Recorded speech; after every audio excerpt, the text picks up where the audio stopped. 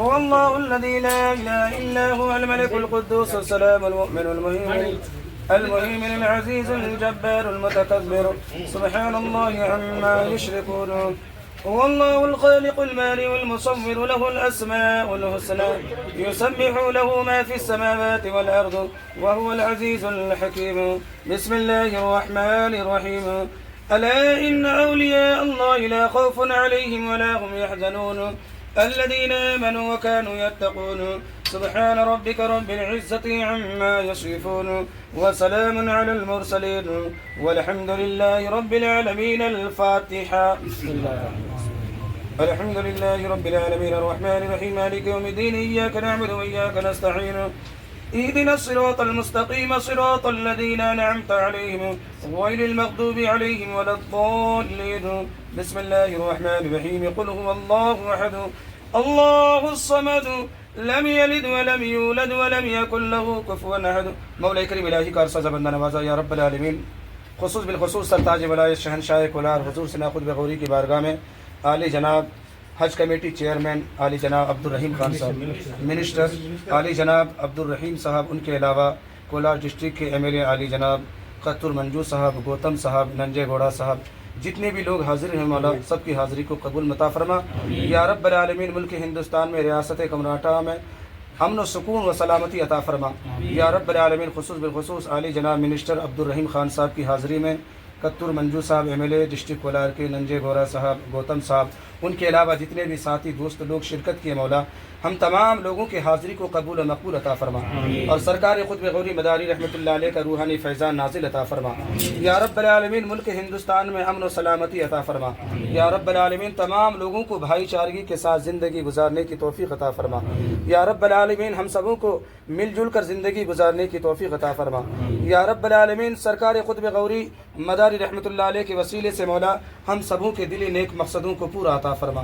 या रब्बल आलमीन हम सबों ने मिलकर सरकार खुद गौरी बारगाह में जो हाज़िरी दी मौला इनकी हाज़िरी को कबूल व मकबूल अता फरमा और या रब्बल आलमीन खुसूस बिलखुसूस हम सबों के दिली नेक मकसदों को पूरा अता फरमा।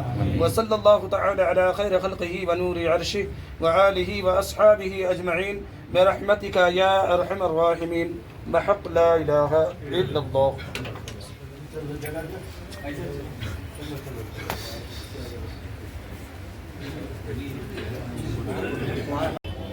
ನಮ್ಮೆಲ್ಲರಿಗೂ ನಮಸ್ಕಾರ. ಇವತ್ತು ನಾನು ಕೋಲಾರ ವಿಸಿಟ್ ಕೊಟ್ಟಿದ್ದೀನಿ. ಆ್ಯಕ್ಚುಲಿ ಡಿ ಸಿ ನಮ್ಮ ಡಿಪಾರ್ಟ್ಮೆಂಟ್ ರಿವ್ಯೂ ಮೀಟಿಂಗ್ ಇದ್ದಿದೆ. ಬೆಳಗ್ಗೆಲಿಂದ ರಿವ್ಯೂ ಮೀಟಿಂಗ್ ಆಗಿದೆ.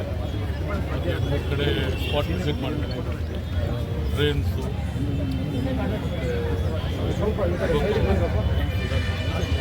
ಲ್ಯಾಂಡ್ ಫಿಲ್ಲಿಂಗ್ ಸೈಟ್ನಲ್ಲಿ ಆಲ್ಸೋ ಹೋಗಿದ್ದೀನಿ. ಇಂದಿರಾ ಕ್ಯಾಂಟೀನ್ ವಿಸಿಟ್ ಕೊಟ್ಟಿದ್ದೀನಿ. ಮತ್ತು ಸುಮಾರು 2-3 ಪ್ರಾಬ್ಲಮ್ಸ್ ಹೇಳಿದ್ದಾರೆ ಆ ಡ್ರೈನ್ ಬಗ್ಗೆ. ಮತ್ತು ಎಸ್ಪೆಷಲಿ ಇಲ್ಲಿ ಸೈಟ್ ಏನಿದೆ, ಮನೆ ಏನಿದೆ, ಅದು ಮುನ್ಸಿಪಾಲ್ಟಿನಲ್ಲಿ ಖಾತಾ, ಮೋಟೇಷನ್, ರಿಜಿಸ್ಟ್ರೇಷನ್ ಬಗ್ಗೆ ಹೇಳಿದ್ದಾರೆ.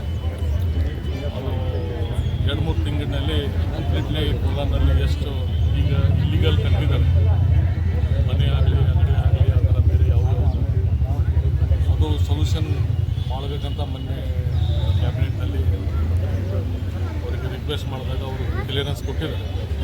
ಈಗ ನಮ್ಮ ಸ್ಟೇಟ್ನಲ್ಲಿ ಎಲ್ಲ ಮನೆಯವರಿಗೆ ಏನು ಬೆಂಗಳೂರಿನಲ್ಲಿ ಎ ಖಾತಾ ಬಿ ಖಾತಾ ಕೊಡ್ತಾರೆ, ಆ ಥರ ಎಲ್ಲ ರೆಗ್ಯುಲೈಸ್ ಮಾಡಿ ವಾಟರ್ ಸಿಸ್ಟಮ್ ಏನೇನು ಆಗ್ತದೆ ಎಲ್ಲ ಕ್ಲಿಯರೆನ್ಸ್ ಆಗ್ತದೆ. ಮತ್ತು ದರ್ಗಾಗೆ ವಿಸಿಟ್ ಕೊಟ್ಟಿದ್ದಾರೆ. ಮತ್ತು ಒಂದು ಡೆವಲಪ್ಮೆಂಟ್ ಸಲಹೆಗೆ ಏನೇನು ಬೇಕು ಮೀಟಿಂಗ್ ಮಾಡಿ ಸರ್, ಕಾಂಗ್ರೆಸ್ ಪಕ್ಷ ಪಕ್ಷ ಇದೆ ಕರ್ನಾಟಕದಲ್ಲಿ ಇದ್ದು 40 ವರ್ಷದಿಂದ ಒಂದೇ ಪಕ್ಷದಲ್ಲಿ ಹಿಡಿತಾ ಇದ್ದಾರೆ. ಕೋಲಾರಿಂದ ಯಾವುದೋ ಒಂದು ಹೆಜ್ಜೆ ಗೊತ್ತಿಲ್ಲ ಸರ್. ಯಾವುದೋ ಒಂದು ಹೆಜ್ಜೆ ಗೊತ್ತಿಲ್ಲ ಸರ್. ಮೈನಾರಿಟೀಸ್ ಮುಸ್ಲಿಮ್ಸ್ ನಮ್ಮ ನಸೀರ್ ಸಾಹೇಬರು ಇದ್ದಾರೆಲ್ಲ MLC ಮಾಡಿದ್ದಾರೆ. ಲೋಕಲ್ ಆಗಿ ಸರ್ ಪೊಲಿಟಿಕಲ್ ಮಾಡೋಕ್ಕೋಸ್ಕರ CM ಸೆಕ್ರೆಟರಿ ಅವರೇ ಹಾಕಿದ್ದಾರೆ. ದೊಡ್ಡ ಸ್ಥಾನ ಇದೆ. ಆದರೂ ಎಲ್ಲ MLA ಜೊತೆಗೆ ಚರ್ಚೆ ಮಾಡಿ, ಮತ್ತು ಡಿಸ್ಟ್ರಿಕ್ಟ್ ಇನ್ಚಾರ್ಜ್ ಮಿನಿಸ್ಟರ್ ಇದ್ದಾರೆ ಸುರೇಶ್ ಭಾಯಿ, ಮಾಡಲೇಬೇಕು. ನಜೀರ್ ಸಿಪಾಯಿ ಇದ್ದಾರೆ MLC. ಅವ್ರ ಜೊತೆಗೆ ಚರ್ಚೆ ಮಾಡಿ ನಾನು ಹೇಳ್ತೇನೆ ಏನಾಗಿದೆ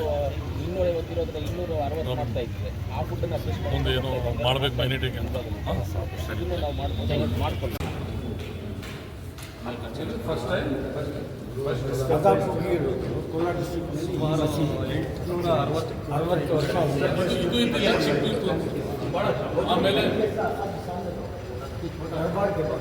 ಆಮೇಲೆ ದೊಡ್ಡ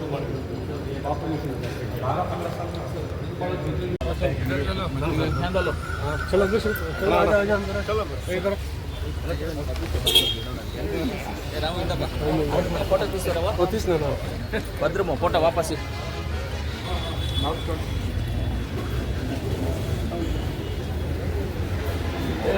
ಮುಂಜಾನೆ ಯೋಗಕ್ಕೆ ಹೋಗಿದ್ದೆ ಬೆಳಿಗ್ಗೆ. ಯೋಗ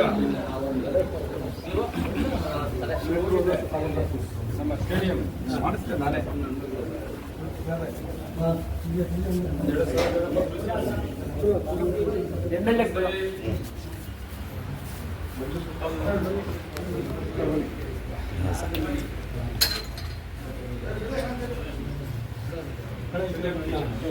MLA